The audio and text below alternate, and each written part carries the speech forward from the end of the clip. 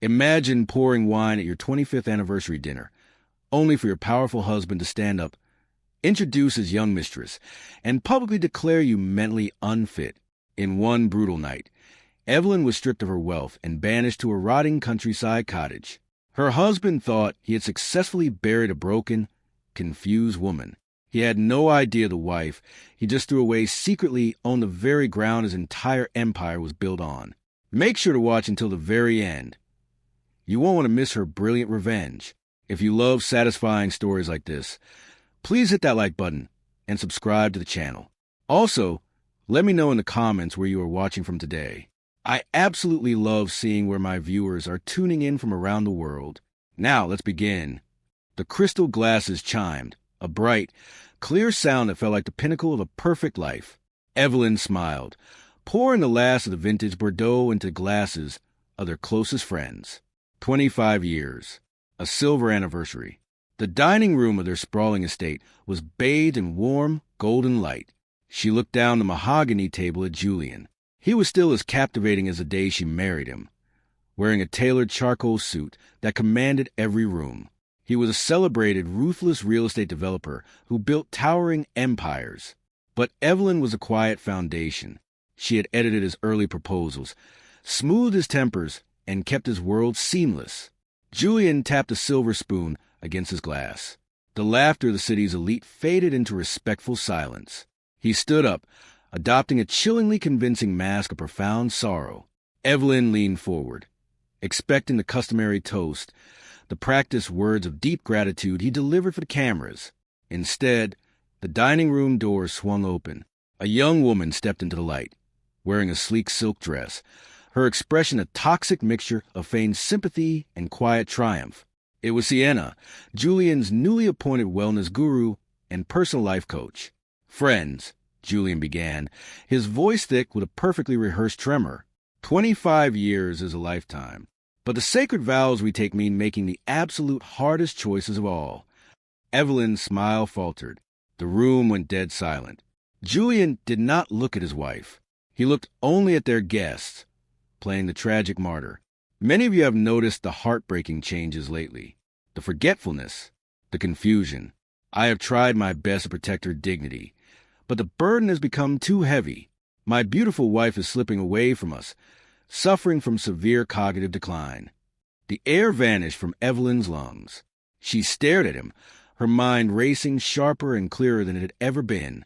She was not sick. She was not confused. But as she frantically looked around the table, she saw the pitying, averted glances of their friends. He had planted these insidious seeds for months. Every misplaced set of keys, every gaslighting whisper.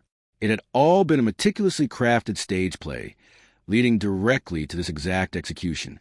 Sienna stepped forward, placing a heavy silver tray on the table, sliding a thick legal envelope directly in front of Evelyn. "These are emergency conservatorship papers," Julian said gently, though his eyes were cold and victorious. "I have assumed full guardianship of the estate and your assets for your own protection. Sienna has helped me arrange an immediate transition. You are going to stay at your late grandmother's crumbling countryside cottage. It is isolated there, safe, away from the stresses of the city that aggravate your tragic condition." It was not a loving intervention. It was a hostile eviction. He was stripping her of her home, her finances, and her sanity in one brutal, public stroke, all under the guise of being a heartbroken caregiver. 2 hours later, the heavy iron gates of the estate she had decorated with her own hands slammed shut behind her. The lock clicked, a sharp, echoing finality in the dark. She stood alone on the cold driveway, the crisp night air biting at her cheeks.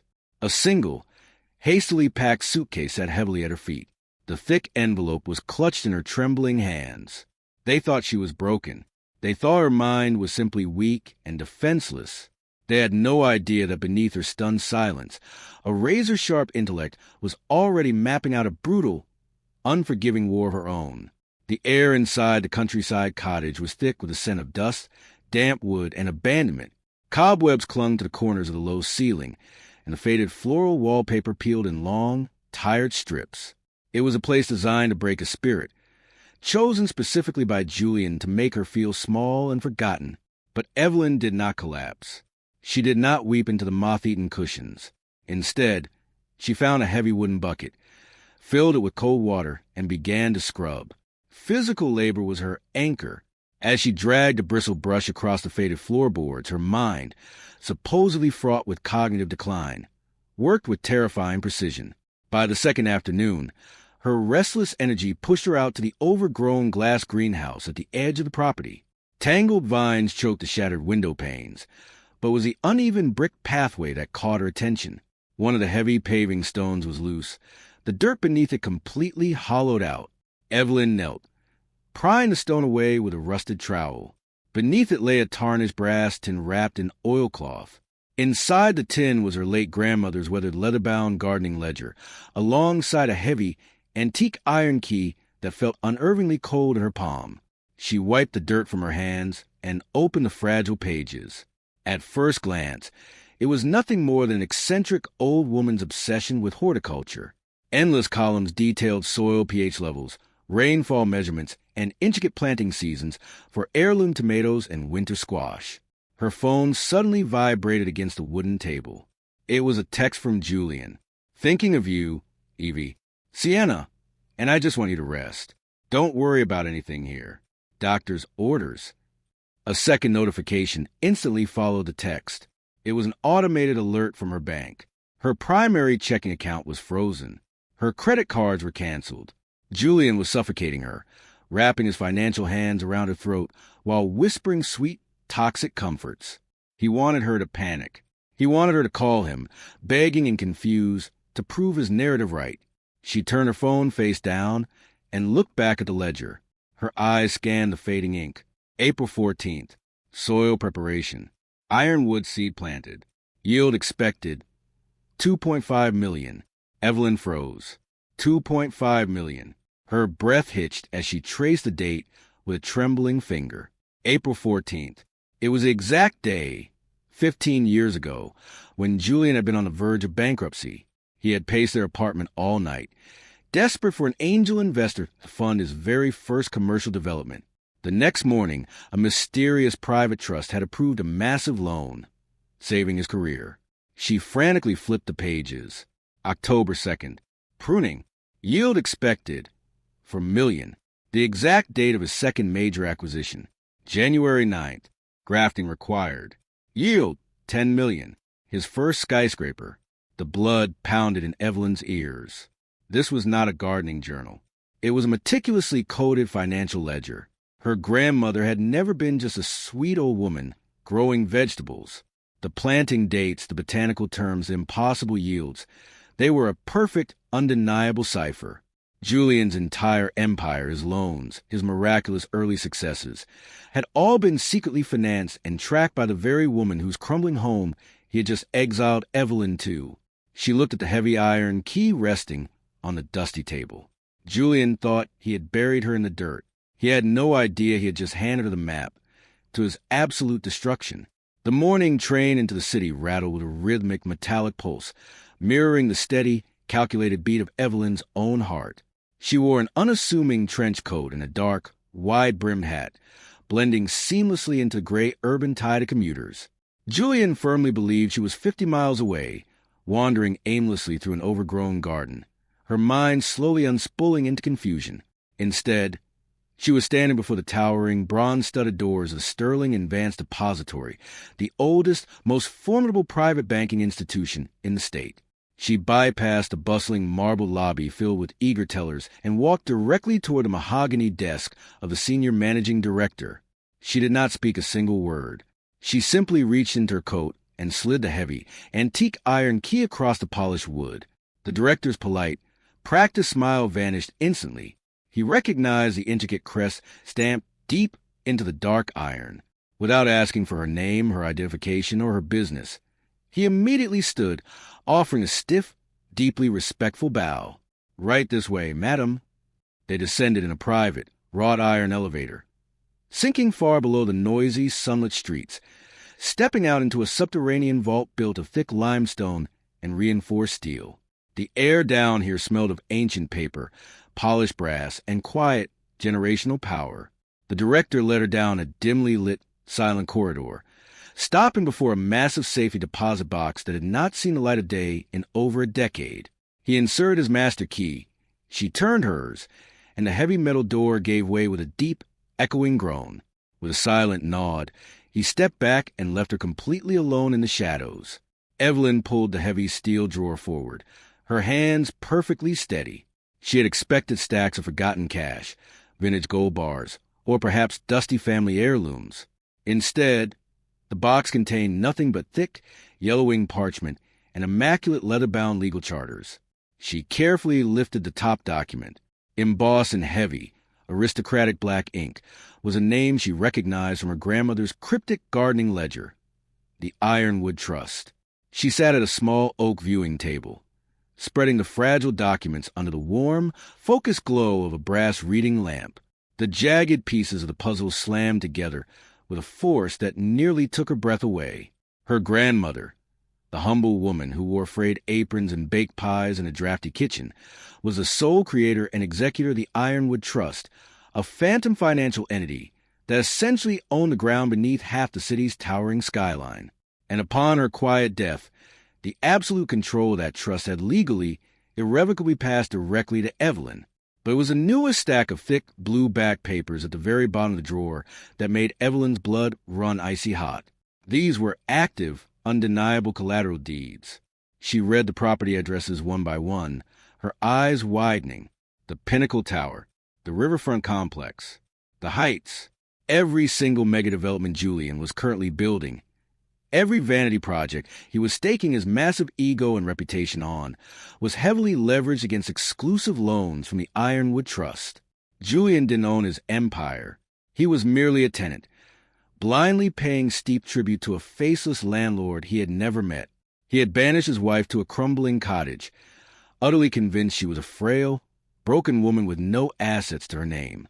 He had stolen her home and her credit cards, believing he had left her with absolutely nothing. Evelyn slowly folded the master charter and slipped it into her leather bag. A slow, chilling smile touched the corners of her lips, a smile Julian had never once seen in 25 years. She didn't just have an inheritance. She had him on a financial chokehold. She held the overarching liens on his past, his present, and his entire glittering future. The man who had publicly, cruelly declared her incompetent was entirely at her mercy, and Evelyn had absolutely no intention of being merciful. The gravel driveway crunched beneath the heavy tires of a matte black luxury SUV. Evelyn watched through cracked, dusty window pane of the kitchen. She took a slow, steadying breath, allowing her posture to physically collapse. She rounded her shoulders, let her eyes lose their sharp, intelligent focus, and allowed her hands to tremble just a fraction. The trap required convincing bait, and she was about to play her part flawlessly. The heavy oak door swung open without so much as a knock. Sienna stood on the threshold, her designer stilettos sinking slightly into the worn, creaking floorboards. She carried a woven basket filled with expensive organic supplement bottles, looking around the modest, dimly lit room with an expression of undisguised disgust. "Evelyn, darling," Sienna cooed, her voice dripping with a sickening, artificial sweetness. "Julian was so incredibly worried about you. We brought you some brain health vitamins to help clear up the fog, you know?" Evelyn did not reply immediately. She shuffled forward, her gaze darting nervously around the room, painting the perfect, tragic picture of a woman rapidly losing her grip on reality. "Vitamins," she whispered, her voice reedy, fragile, and thin. "Did Julian come with you? Where's my husband?" Sienna sighed loudly, dropping the heavy basket onto the scarred wooden dining table with a dismissive thud. The fake sympathy instantly evaporated from her face, replaced by a cold, arrogant smirk. "He's busy, Evelyn. He's building the future. Something you clearly cannot keep up with anymore." Sienna walked slowly around the small kitchen, tracing a manicured finger over the dusty countertops, reveling in her perceived victory. "It's actually quite poetic, you sitting in this rotting old house. It won't be here much longer, anyway." Evelyn offered a perfectly timed vacant blink. She clutched the edges of her sweater. "What do you mean? This is my grandmother's home." "Not anymore," Sienna interrupted with a sharp, cruel laugh. "Julian filed a preliminary zoning request this morning. He holds the absolute power of attorney over your entire estate now, remember? The judge granted it because of your tragic, declining condition, this pathetic little cottage, and that depressing community center you love so much down the road. They're being leveled next month. The land is being cleared for the Pinnacle Towers Grand Entrance Plaza.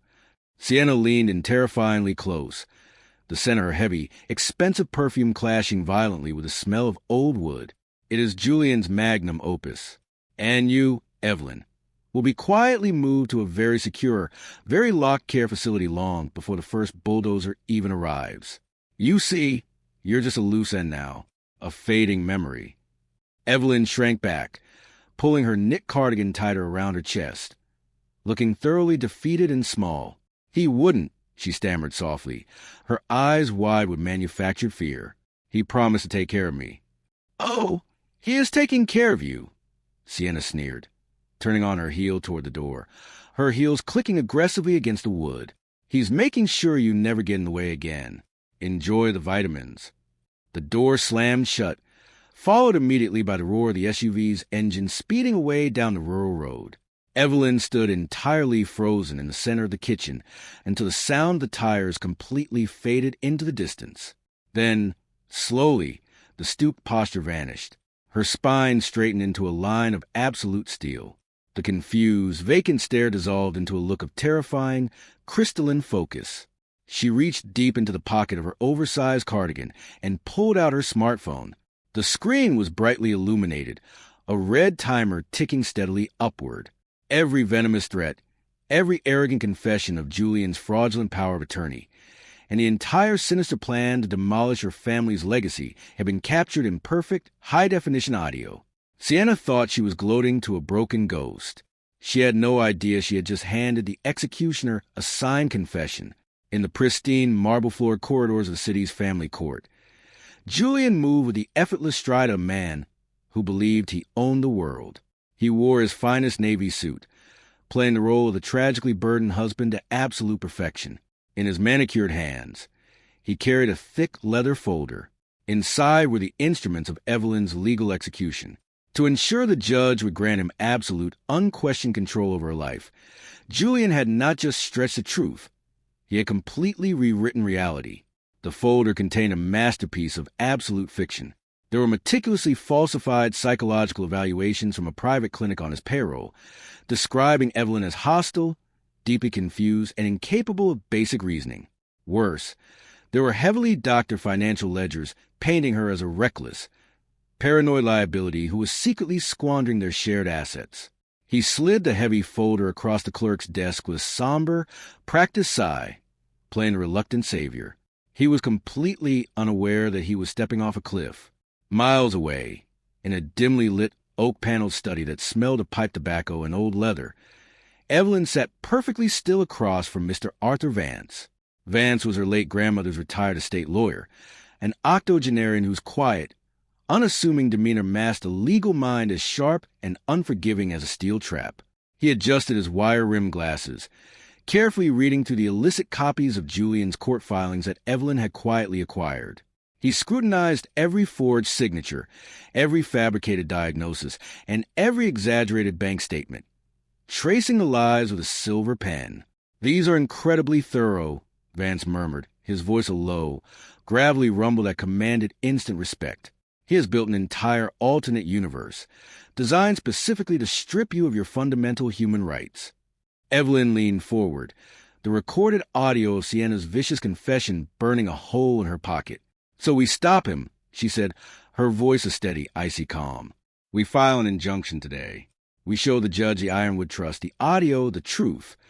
Vance slowly lowered the papers and looked at her over the rim of his glasses.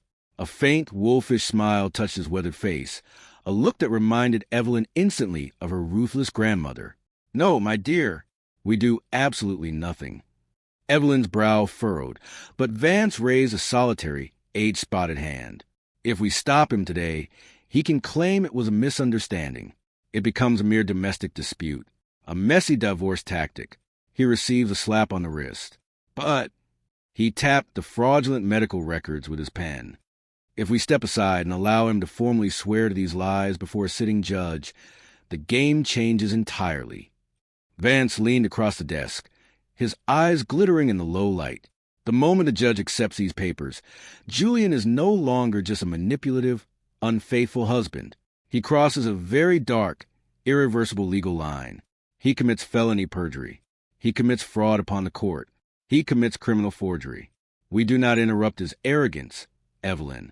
We let him build his own prison. The strategy was brilliant in its absolute, terrifying ruthlessness. Evelyn settled back into the deep leather chair, a profound sense of peace washing over her. They would stand quietly in the shadows and hand him the rope. The following morning, the heavy wooden gavel of the family court judge struck the sounding block. The conservatorship was temporarily approved, and Julian's fraudulent documents were permanently stamped into the legal record. As Julian walked out of the courthouse, flashing a sorrowful smile for the cameras as a devoted caretaker, he thought he had just locked his wife away forever. He had no idea he had just signed his own legal death warrant. The glass-walled penthouse office of Julian's firm overlooked the glittering skyline he falsely believed he owned. In the center of the room sat a massive, illuminated architectural model of the Pinnacle Tower, his proposed 100-story masterpiece. The groundbreaking ceremony was just weeks away. Invitations had already been minted in heavy gold leaf. But a sudden, infuriating roadblock had halted the entire operation. His lead attorney stood nervously by the door, delivering the fatal news. The city council refused to issue the final building permits. The land was entirely frozen. The anonymous entity known as the Ironwood Trust held a massive, unyielding lien over the property, and they were flatly refusing to sign the release. Julian's reaction was instantly explosive. He was a man accustomed to bulldoze his way through municipal red tape with a blank check and a terrifying temper. Within the hour, he stormed through the heavy bronze doors of the Sterling and Vance Depository, demanding an immediate audience. He paced the subterranean vault room like a trapped animal, shouting at the senior managing director. He slammed his fist onto the polished mahogany desk, demanding the trust's unseen executor step forward and sign the land over immediately. He waved his newly minted, fraudulent conservatorship papers, screaming that he now controlled his wife's vast estate and possessed the power to legally crush anyone who stood in his way. The bank director simply adjusted his wire-rimmed glasses and offered a calm, impenetrable smile. He politely informed Julian that the Ironwood Trust operated entirely independently of any personal marital assets, and that its executor respectfully declined his demands. Julian stormed out, his face flushed with panicked, impotent rage. He was completely unaware that the director was acting on the precise, whispered instructions of the very woman Julian had banished to the countryside. From the quiet shadows of the dusty cottage, Evelyn received the encrypted phone call detailing her husband's spectacular meltdown. She allowed herself a brief, deeply satisfied smile, but her work was far from over. Financial leverage was a powerful weapon, but to truly dismantle an ego as colossal as Julian's, she needed to destroy his professional legacy from the inside out. She knew her husband's fatal flaw better than anyone. He was obsessed with outward appearances and luxury, which meant he constantly, recklessly cut corners in the dark where people couldn't see them. That evening, the rain fell in a steady, gray sheet against the windows of a quiet, forgotten diner on the industrial edge of the city. Evelyn sat in an isolated back booth, nursing a cup of black coffee. Across from her sat Marcus Thorne, the exhausted, deeply disgruntled lead structural engineer for the Pinnacle Tower project. For years, Evelyn had watched Julian treat Marcus with open disdain, stealing public credit for the engineer's brilliant designs, while simultaneously slashing his crucial safety budgets to fund Sienna's lavish lifestyle. Evelyn did not play the frail, confused victim tonight. She spoke with razor-sharp authority, offering Marcus a safe way out of Julian's impending disaster. Marcus did not hesitate for a second. He reached into his battered briefcase and slid a heavy silver flash drive across the table. The drive contained the unredacted blueprints and the true supplier invoices. Julian had secretly swapped out high-grade structural foundation steel for a significantly cheaper, substandard import, pocketing millions in the difference. He had actively bribed private inspectors to sign off on the deadly, catastrophic shortcuts. Marcus looked at her with a mixture of profound relief and pure terror. Julian was not just a liar and a cheat. He was actively endangering thousands of future lives just to build his own monument. Evelyn slipped the drive into her coat pocket, her eyes cold. The architect's arrogance had finally outpaced his luck. The digital trail was almost laughably careless. Sitting at the worn wooden table of the cottage, the pale glow of a laptop illuminating the dark, silent kitchen, Evelyn followed the sloppy breadcrumbs of Sienna's glamorous life. Using the same meticulous tracking skills she had employed to manage Julian's book for decades, it took her less than 3 hours to completely dismantle the young woman's fabricated persona. Sienna was no spiritual wellness guru. She had no certifications, no ancestral wealth, and certainly no inner peace. She was a high-end, predatory grifter. Evelyn uncovered a trail of dissolved shell companies, multiple offshore tax liens, and over $1 million in delinquent credit card debt. Julian, utterly blinded by his own midlife vanity and ego, wasn't her soulmate. He was simply her latest, wealthiest mark. Evelyn didn't feel a shred of jealousy. She felt a cold, calculated thrill. It was time to turn the pressure up. She carefully compiled Sienna's disastrous financial history, attached the hushed, unreleased documents regarding Julian's stalled city permits, and drafted a series of heavily encrypted, anonymous emails. With a single satisfying keystroke, she dispatched the explosive packets directly to Julian's most aggressive private creditors. The reaction in the financial sector was violent and immediate. By Tuesday morning, the invisible vice began to squeeze. Julian's phone rang incessantly. Panicked lenders, spooked by the rumors of his insolvency and his mistress's toxic debt, suddenly demanded massive, impromptu margin calls. The delicate financial ecosystem that supported his lavish empire was instantly choked off. Julian was trapped. The pinnacle tower, the monument to his own greatness, was hemorrhaging hundreds of thousands of dollars a day in delay penalties, all because the faceless Ironwood Trust refused to release the land. The contractors were threatening to walk. The city was asking questions. He paced his glass-walled office like a cornered, rabid animal. Panic makes arrogant men do incredibly foolish things. Desperate to keep the construction crews on standby and appease his ravenous creditors, Julian made the most fatal miscalculation of his entire life. He contacted a group of ruthless, high-interest private lenders and signed away his ultimate collateral. To secure a massive short-term bridge loan, he blindly mortgaged everything. He staked his offshore accounts, his luxury vehicles, and most poetically, the sprawling multi-million-dollar estate for which he had so cruelly evicted his wife. He signed the dotted line with a frantic, trembling hand, absolutely certain that his lawyers would break the Ironwood Trust within the week. He believed it was just a temporary gamble. But the toll of the squeeze was impossible to hide. That weekend, at a prestigious charity gala, he usually dominated with effortless charm. The cracks in Julian's polished armor were glaringly visible. His designer suit hung slightly loose. He drank a scotch too fast. When a prominent local journalist innocently asked about the delayed groundbreaking, Julian snapped, his face reddening as he barked a vicious insult that echoed across the suddenly silent ballroom. Sienna stood beside him, her smile tight, her eyes darting nervously as she realized her golden goose was suffocating. From a quiet, dusty sanctuary of the cottage, Evelyn watched the leaked cell phone footage of his public outburst. She saw the raw, undisguised terror in her husband's eyes. He had pushed every single chip to the center of the table, blindly betting his entire life against an opponent he didn't even know he was fighting. The trap was fully loaded. The fluorescent lights of the city council chamber buzzed with manic, electric energy. Rows of reporters and local news cameras crowded the aisles, their lenses fixed eagerly on the center podium. This was no ordinary municipal hearing.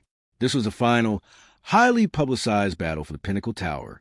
If Julian secured the zoning approval tonight, his desperate bridge loans would hold, the foreign steel would arrive, and his crumbling financial empire would be instantly resurrected in glass and concrete. He strode down the center aisle, the picture of absolute, arrogant confidence. Sienna walked a half-step behind him, wearing a demure, conservative dress tailored specifically to project an image of quiet, supportive grace. Together, they looked like the undisputed future of the city. Assistants hurriedly unveiled the massive, illuminated architectural models of the proposed mega tower. The miniature skyline glittered under the harsh chamber lights, an intoxicating promise of wealth jobs, and modern prestige. Julian took the microphone. His voice was a velvet masterclass in manipulation. He painted a breathtaking vision of progress, speaking of community revitalization and economic triumphs. He charmed the older council members and dazzled the younger ones. He was a golden boy once again, completely in his element, spinning a reality where his absolute greed was brilliantly disguised as public service. Then, the council chairman, a stern, gray-haired man, leaned forward into his microphone. "Mr. Julian, the architectural vision is undeniably impressive. However, the legal footprint remains completely unresolved. The proposed entrance plaza requires the immediate demolition of the historical countryside cottage and the adjacent community center. Furthermore, the land is heavily encumbered by an anonymous entity known as the Ironwood Trust, which has explicitly refused to release the overarching liens. We cannot approve a multi-billion-dollar build on legally frozen ground." Julian did not flinch. He had meticulously prepared for this exact moment. He let his shoulders slump just a fraction, lowering his gaze to the polished wood of the podium. When he looked back up, his eyes were pools of manufactured, agonizing sorrow. "Mr. Chairman," Julian began, his voice softening into a perfect, heartbroken whisper, "the Ironwood Trust is a bureaucratic ghost, a relic of an old family estate. The sole surviving beneficiary of that estate is my beloved wife, Evelyn." A surprised murmur rippled through the press gallery. Julian raised a hand, respectfully asking for silence. He reached into his leather briefcase and pulled out the thick stack of court-approved, heavily forged conservatorship documents. "As many of you know, my wife has tragically fallen victim to severe, rapid cognitive decline. It has been the greatest heartbreak of my life. She is currently residing in that very cottage, entirely unfit to manage her own daily affairs, let alone negotiate complex commercial real estate holdings. The trust's refusal to sign is not a legitimate legal strategy. It is a tragic result of a sick woman's paranoia and confusion." He handed the forged documents to the bailiff, who carried them up to the raised council desk. "I have here the fully executed court order power of attorney. A sitting family court judge has granted me absolute legal guardianship over her estate. Under the law, I have the authority to bypass the Ironwood Trust Stagnant Board and sign the deeds over to the city myself, right here, tonight." It is exactly what Evelyn would have wanted before the terrible illness took her mind. The chamber fell completely silent. Sienna placed a comforting, manicured hand on Julian's shoulder. The council members flipped through the officially stamped pages, exchanging sympathetic nods. They had the legal cover they needed to push the lucrative project forward. The chairman sighed deeply, adjusting his reading glasses, and slowly reached for his heavy wooden gavel. The complete demolition of Evelyn's legacy was mere seconds away from becoming the undisputed law. The chairman's heavy wooden gavel was suspended in the air, mere inches from the sounding block. The room was holding its collective breath. The transfer of Evelyn's legacy only a heartbeat away from being erased forever. Then, the heavy mahogany double doors at the back of the chamber swung open with a loud, echoing crack. Every head in the room turned. The blinding flashes of press cameras suddenly pivoted away from a podium. Standing in the doorway, silhouetted against the bright hallway lights, was Evelyn. There was no oversized cardigan. There were no trembling hands, no stooped shoulders, and no vacant stares. She wore a flawlessly tailored, slate-gray business suit, her posture impeccably straight, her eyes radiating a terrifying, absolute clarity. She walked down the center aisle, her heels clicking against the marble floor with the rhythmic, steady cadence of an executioner. Julian's carefully constructed mask of sorrow instantly vaporized, replaced by sheer, unadulterated panic. Beside him, Sienna physically stepped backward, her face draining of all color. Julian instinctively lunged for the microphone. "Evelyn, sweetheart," he stammered, his voice pitching high with frantic desperation. "You shouldn't be here. You're confused. You need to go back and rest." Evelyn did not even look at him. She stepped directly up to the podium, her undeniable presence dwarfing his entirely. "I am not confused, Julian." Her voice rang out crisp, steady, and amplified across the dead silent chamber. "And I am certainly not your sweetheart." She turned her gaze to the stunned council chairman and slid a sleek, black leather folder directly over Julian's blueprints. Mr. Chairman, the power of attorney my husband just presented to you is legally void. The chairman peered over his glasses, utterly bewildered. Ma'am, your husband just submitted court-ordered medical declarations. My husband submitted fiction, Evelyn interrupted, her voice slicing through the room like a polished scalpel. The psychological evaluations he filed were purchased from a private clinic secretly funded by his own shell companies. Inside that folder, you'll find independent neurological evaluations from 3 state-appointed doctors, along with pristine audio recordings of his mistress, explicitly confessing to the entire scheme. By submitting those forged documents to a sitting judge, my husband has formally committed felony perjury. A collective gasp ripped through the press gallery. The frantic clicking of camera shutters erupted into a deafening roar. Julian stumbled back, grabbing the edge of the table as if the floor had just dropped out from beneath him. But the perjury is just the beginning, Evelyn continued, her voice echoing with generational authority. Julian claimed the Ironwood Trust is a bureaucratic ghost blocking his progress. He is wrong. It is a private, sole beneficiary charter. She reached into her bag, pulling out the original yellowed parchment with its heavy black wax seal. My grandmother founded it, and upon her passing, I became its sole, unquestioned executor. Julian stared at the document, his mouth falling open. The breath completely left his lungs. The mysterious loans that saved his early career. The overarching liens on every property he ever built. The millions of dollars he currently owed. It wasn't a faceless banking board. It was her. It had always been her. Evelyn turned directly to the cameras, holding up a small silver flash drive. Because my husband was so desperate to bypass my trust, he secretly mortgaged his entire personal estate to high-interest lenders. But his desperation went further. This drive contains the unredacted blueprints and hidden supplier invoices for his precious Pinnacle Tower. Julian secretly swapped the required high-grade structural foundation steel for cheap, substandard imports, actively bribing private inspectors to hide a catastrophic, deadly safety hazard. She turned back to Julian, looking him dead in the eyes. He was trembling now, a broken, exposed, and utterly ruined fraud. "You built your empire on my family's money," Evelyn said, her tone laced with absolute finality. "You tried to bury me in the dirt to steal what was left of it.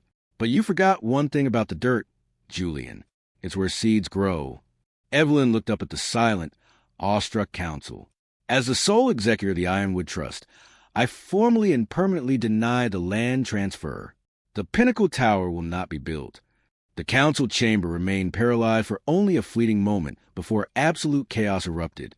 Uniformed officers, acting on the pristine, undeniable evidence Evelyn and Mr. Vance had provided to the district attorney hours earlier, stepped through the heavy mahogany doors. Julian didn't fight. He couldn't. His arrogant, rigid spine had simply dissolved, leaving him a hollow, trembling shell of a man. He looked desperately to his side for support, but the space beside him was completely empty. Sienna, realizing the golden parachute she had so carefully woven had just burst into flames, had quietly slipped out a side exit before the handcuffs even clicked around Julian's wrists. She left him nothing but the faint, cloying scent of her expensive perfume lingering in the sterile air of the chamber.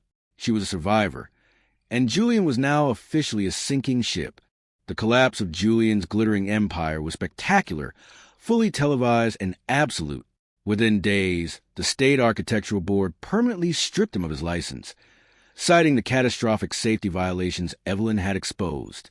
The ruthless, high-interest creditors, realizing their collateral was now completely subordinated under the crushing weight of Evelyn's primary liens, tore his remaining assets to shreds. Even the sprawling, multi-million-dollar estate, the very home he had locked her out of in the dead of night, was legally seized and placed directly back into Evelyn's name. Julian traded his custom-tailored charcoal suits for a standard-issue prison uniform, facing years behind bars for felony perjury, criminal forgery, and reckless endangerment. He had spent his entire life building cold, glass monuments to his own massive ego, only to end up with a legacy of nothing but empty air and a cell door. Evelyn, however, did not sell the seized properties, nor did she retreat to the shadows to count her immense wealth. She returned to a crumbling countryside cottage, but not as an exiled, broken wife. She went back as a visionary. The heavy bulldozers eventually arrived, but they did not tear down her grandmother's beloved home. Instead, they cleared the massive adjacent lot where Julian's vanity tower was supposed to cast its dark, suffocating shadow over the neighborhood. Using the liquidated funds seized from Julian's frozen offshore accounts, Evelyn broke ground on a completely different kind of masterpiece. 2 years later, the wrought iron gates of the city's newest sanctuary opened to public. It was not a 100-story skyscraper built on cheap steel and lies. It was a massive state-of-the-art community center, completely wrapped in breathtaking, sprawling botanical gardens. The towering glass walls of the new greenhouses echoed the quiet strength of the original cottage, filled with blooming heirloom tomatoes, vibrant winter squash, and rare, resilient orchids. Above the main entrance, cast in unyielding, timeless bronze, was the name of the woman who had planted the very first seeds of this empire, the Ironwood Center. Evelyn walked through the sunlit pathways on opening day, a warm smile touching her lips as she was greeted by the laughter of local children and a profound, enduring peace of the gardens. People often make the fatal mistake of confusing quiet, devoted demeanor with weakness. They assume that those who serve, who patiently tend to the roots, while others loudly demand the sunlight, have no real power of their own. But as Julian learned far too late, a towering ego is brittle. It shatters the moment the foundation beneath it shifts. True power lies deep in the earth, growing slowly, silently, and unstoppably.